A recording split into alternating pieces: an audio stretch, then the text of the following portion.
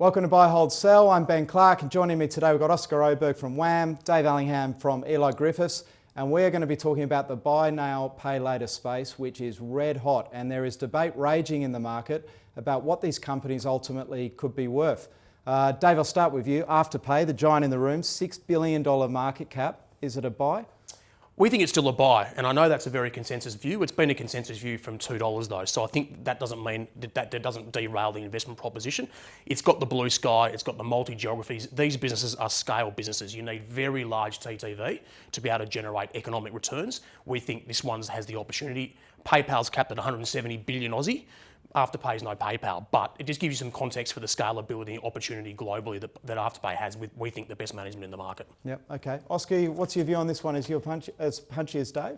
Oh, it's a hold for us. Yep. Look, I've just been over the United States, spoken to quite a number of retailers over there. It's clear the product's gaining a lot of traction and the momentum's really, really strong. Right. Look, just on valuation, it's a hold. Okay. Now, the Splitit just came onto the market. It was up 800% in 2 months. Are you a buyer of this one?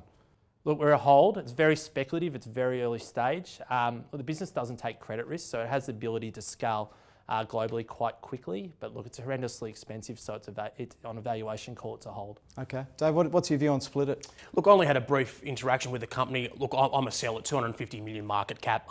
The guys are giving it a good go. It's innovative, it's new, it's different, it's global.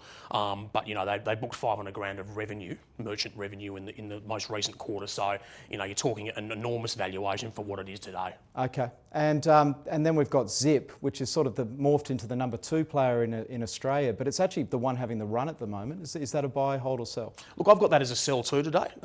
I think credit to management, they've done a great job. They are the number 2 player in the market. They've announced Kmart yesterday, so they're really gaining some traction. Yeah. That's going to keep Afterpay's pricing honest, I think, with the retailers. But look, it's cash flow break even at the moment. That's the best they've done. I think to justify a $1.5 billion market cap, it's going to have to make a lot of profit, and I just don't see the scalability in that business model just in a domestic market. Yeah, yeah. What's your view on Zip, Oscar? Yeah, we're a sell as well. Look, management's done a great job, as Dave said, but look, valuation's too high for us, so it's a sell. Okay. And then FlexiGroup, which I think ironically actually created this whole concept, but it's been a terrible performer. Are you a buyer of FlexiGroup?